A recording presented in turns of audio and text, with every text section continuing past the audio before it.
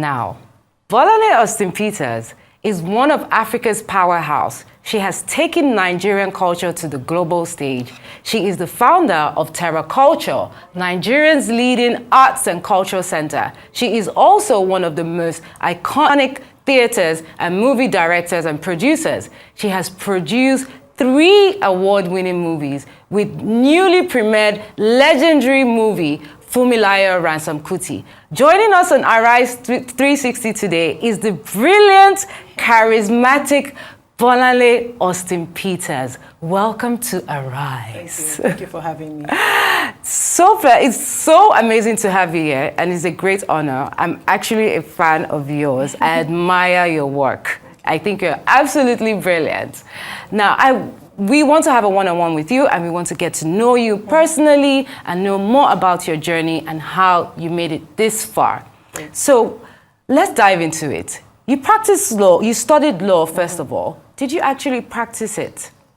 Yes, I did. I mean, I worked as a lawyer many decades ago with my father, Chief Afebabalola, and I also worked with the United Nations and 1 or 2 other law firms. Yes, I did practice law. Okay, that's wonderful. So obviously you're creative and you have this passion for arts. So how did you go from law to arts?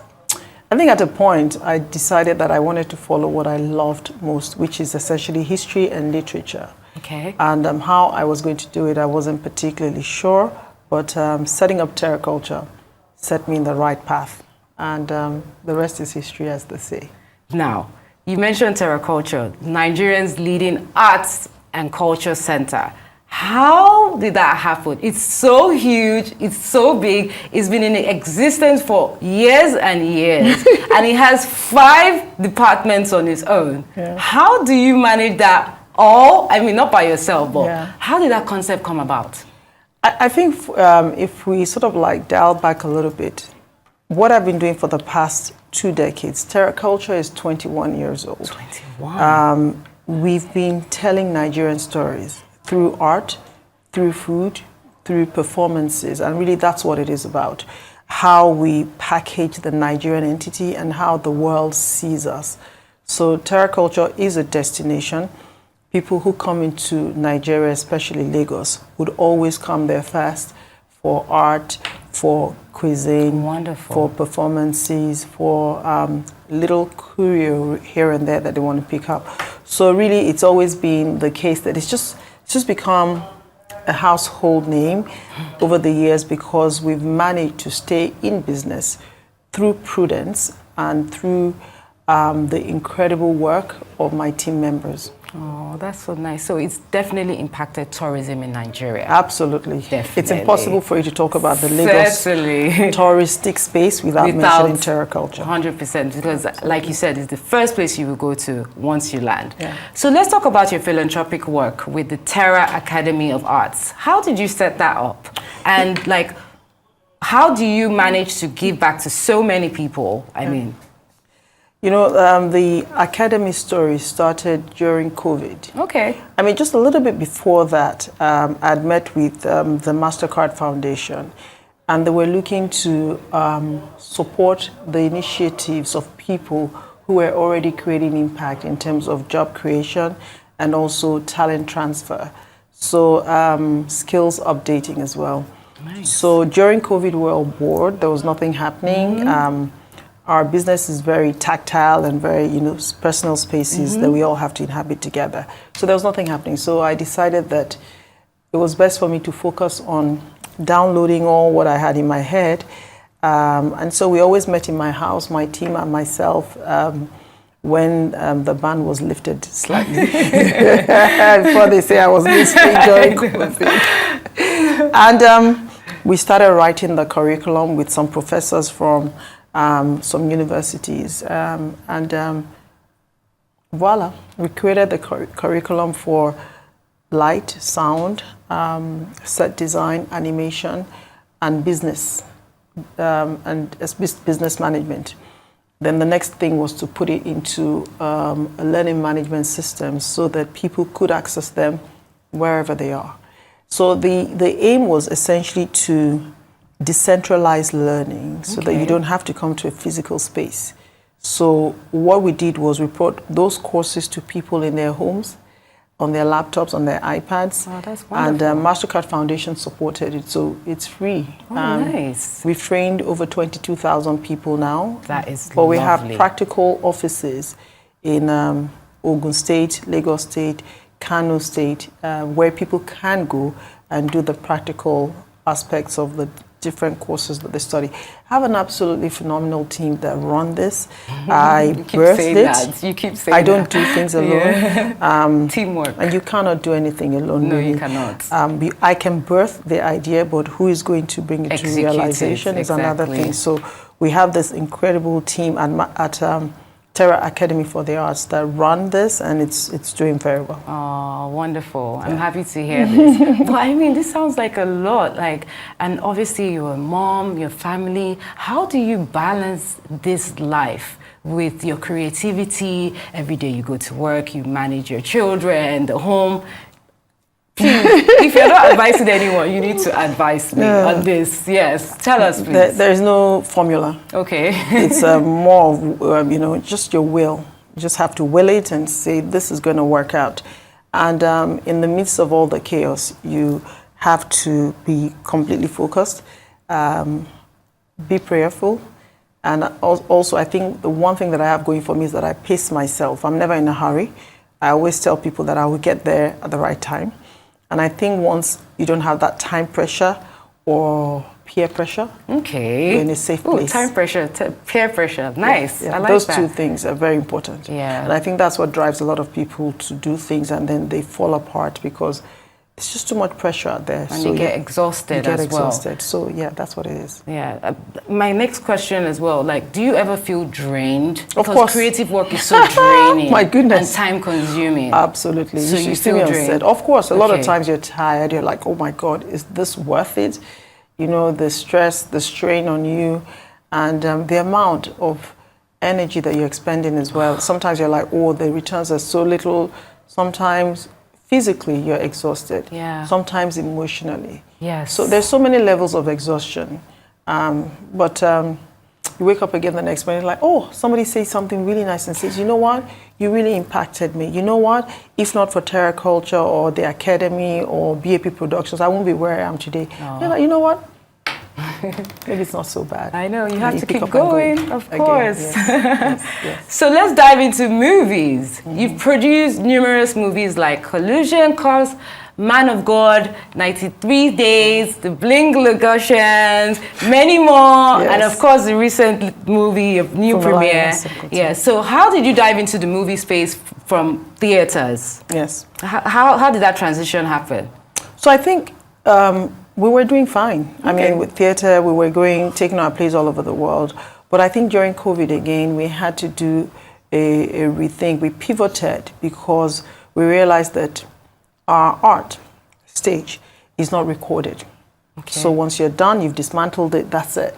But the same energy, the same effort that you put into doing a theatrical performance is the same if it's recorded as a movie. Really, the same time? It is the same thing, more Oh, or less. wow. We rehearse for weeks. And then every show is a full recording, right? Because you have from start to finish, and then you come back the next day, you do the same thing again. So I said, guys, we have to focus on recording our work going forward. And then I'm a bit of a daredevil, so I said, let's move into movie making. I mean, we're done. At that point, we're done 93 Days as producer and executive producer. Nice. And I'd done Bling Legosians as director. Wow. Then I moved, and in 1 year, I did 3 films. I did Collision Course, Man of God, Funmilayo, Ransome, 3 films in a 1 year. Yes. Then I took a break the year after, and then now again I'm back. I've done 2 films additional. I'll take a break and then I'll come back again. So do you take a whole year out? It depends on my mood and it depends on what I'm doing. Okay. But yeah. Well, you definitely need time to It takes a lot. And also post-production takes a lot. Okay. For me as a director, I have to be involved in all the processes. So you need time to be able to clean it up at the end. Okay. So do you prefer movies or theater production? Just for the record. I don't think I prefer, they're all art, right? Okay. But I think theater is a little bit more it's more passionate. There's a lot of passion in theater. So, you can feel the energy, it's real. I think that's the only difference. Yeah. Okay, so now, obviously, challenges. Yes. Nigeria, the economy. Can you tell us some of the challenges you face, especially being a woman as well? Okay, so I don't view life through that gender lens. Okay. I've never done that. Okay. Things will happen to you, whether you're a man or a woman. But my business, maybe the challenges that we face, I think most businesses in Nigeria face the same thing, just the lack of a lot of amenities, especially things like electricity. It's a big drain on our resources, diesel, maintenance of generator, and also the pollution. It's not right. Things like that affect us, water, security issues, the drainage, the roads. It is what it is, but we've learned to roll with the punches. We just keep moving and keep making sure that we don't get stuck in the rut of, okay, this is not working, this is not working. We look for the things that are working. Wow. So let's dive into your movie, the theater production, Kalakuta Queens musical live. Yeah. What provoked you to tell the stories of the queens? Because it was very controversial and you were very daring about it. How? Just tell me about that. Well, if you think about Fela, everybody talks about Fela, but there were girls. And I remember growing up, our parents used to be like, oh no, those girls, you don't want to be like them, etc., etc. Now, being in the artistic space, you realize that a lot of people are just creative. It doesn't mean they're bad. They want to dance, they want to do their thing. And I think this is what those girls were at that time. Well, why I focused on them was I felt that the role was undermined and that people weren't talking about them. Okay. So I did some research. Yeni Kuti and the entire Kuti family were on my side. They gave us all the information. I met with some of the girls, and they told us their stories, how they met Fela, how they lived with him. So it was such a fascinating. It's an unbelievable world. And when we came out with it, it was so successful. Yes, it was. I actually watched it. You did? Yes, did you enjoy it? Perfect. It was brilliant. So we've taken it to different parts of the world. It's shown in about 3 continents now. Nice. I think we're bringing it back at Christmas, I think. I think we're going to London, actually, in August. Perfect. So, yeah, that's why we did that. So let's move into your latest project, Funmilayo, Ransome, Kuti. Let's take a look at this thrilling trailer. Here it is. Fela and Larry. This is about the plight of the Egba market women.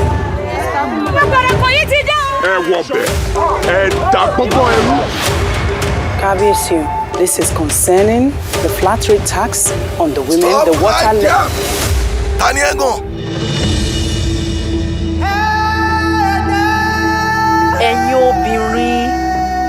Tí wọ́n ṣe ń rẹ́ àwọn obìnrin yẹn jẹ. Ó tẹ̀ tí wá sún wa, wọ́n wá gbé tuntun dé bá wọn ní ká máa san owó omi. Omi. The Alake has brought the fight to us. It is now time for us to take the fight back to him. Pípẹ́ tí mò ń pè yín ni pé ká dìde láti. Just give the order.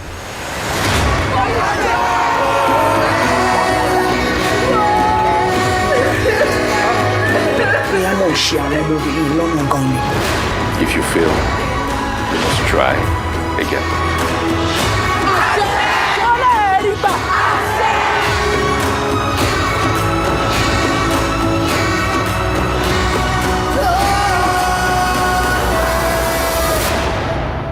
Àgbájọwọ́ báyìí la fi ń sọ̀yà. Sensational! Sensational. I cannot wait to, I haven't watched it, I can't wait to watch this. But now, you made some comments and said that it took you a while to actually to get the movies to be in the cinemas. And you faced a lot of challenges on this project. I need the details on this. And how can we, overcome these challenges that we face? I think first is that it's a biopic, so you're working with, you have to go back to the past. All of Abeokuta right now, there's all sorts of development. So it was very difficult to shoot a lot of shots that I wanted to take, we couldn't take it, right? Especially aerial shots. It was very difficult. Then in addition to that, I've never worked out of station shooting a film. So I had to leave my comfort zone to go to Abeokuta for about 3 weeks. It was 3 weeks? Painful. It was painful. So, but it is, that's what you do. You have to get the job done, right? So living there and the heat, I think the rocks, they emit these heat. So all of that. But more important is the fact that getting the budget together, it was self-funded with a couple of friends, and it's not cheap to do a biopic. It is very expensive. So that was one aspect. In addition to that is the fact that after we had done also, we had to sell it. And because it's a predominantly Nigerian story, a lot of platforms felt that maybe people wouldn't be interested in watching it. And the cinemas now have proven to us that Nigerians really do like this story. And in 3 days, we're like #1 highest grossing, that's what they call highest grossing biopic in Nigeria. Congratulations on that. I saw biopic, that. yes. Well, now, time does fly when you're having fun. I can't believe this conversation is over already. Wow. You need to go watch the movies in the cinema. It's all across Africa. Make sure you watch it. And that's all we have. Thank you so much for joining us. Thank you. It was so a pleasure much for having you. Thank you for us. sharing your journey with us. That's all we have for Arise 360 today.